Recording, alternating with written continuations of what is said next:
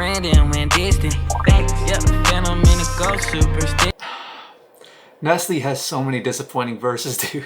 Come on, bro. I mean, there's no way he could have known back then that he would turn out to be what he turned out to be, you know? So it's not like you would have known, like, put all your effort into it. But maybe that's the lesson to take from all this. It's like, give it your all, every single time. I see people, I'm switching up my philosophy, where it's like, best for last. Nah, dude. Do the best thing right now. There's this Indian analogy, by the way, that's like, basically, there's 10 mangoes. I was never explained it in English. They're all about to go ripe at different times. If one of them becomes ripe and you take too long to eat that, and then the next one is ripe, you don't eat that like partially rotten mango, because by the time you want the next one, that one's going to be partially rotten as well, and then every single one is being partially rotten.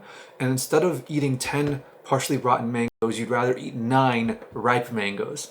That's the what the hell was I talking about? Right, so here's what I think. Everything you do, let's say I have a bunch of songs to put out, and I have like a couple songs that I'm like, oh, these are like amazing songs. Like these, if I have like 1,000 subscribers, these could elevate me into 10,000 subscribers. Like it would multiply my growth, you know? So I want to save it for later. No, you put it out right away. You put out the best thing you have immediately. And this is actually such a deep topic that even I haven't completely thought this one through in order to be confident in like just rambling about it for hours. But this is how I think you do it. You eat the best food first. You put out the best music first. I have a bunch of notes of ideas that I want to do. I'm not going to wait to do the good ideas for later. I'm going to do the best ones now. You do the best workouts earliest in the workout. That's been shown to be more effective. I branched off on this tangent because Nessly, come on. Don't go into something and do it half-assed. Every opportunity you get, you never know what it might turn into, you know? I'm not just saying this because it's yeat. This is reminding me of that lesson. This applies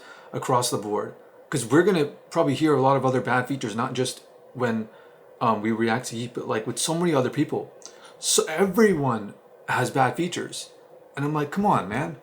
Put a little bit of, like, I have a note of like lyrics, right? Of cool lyrics I thought of. I'm not going to go like, oh, whenever I hop on a feature for a different guy, I'm going to give them like the suboptimal lyrics and I'm only going to use the best lyrics from my songs. Nah, I'm going to put the best lyrics in the very song that I'm working on at any given moment. And then I will move to the next best lyrics. And actually, I tried this strategy when I played Cards Against Humanity and I won every time. I would always be so bad at Cards Against Humanity. I play it with my friends and I'm like, oh, I have this really good, really offensive card here. I'm not going to use it. I'm going to save it for later. And then every time a good question would come across and I would go like, all right, now's the time to use it. Some stupid inside joke would happen that would lead to them getting the point. But every time I'm like, you know what? I got a funny card this round. I just got a new one. I'm going to use it this round. And even though all my other cards are trash, I'm not going to get rid of them.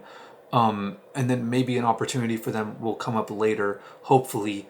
But each round I'm going to use the best thing I have. And I would end up winning. And life is kind of like Cards Against Humanity. Kind of. I'll explain that one on a different day. But yeah, put your best foot forward, always.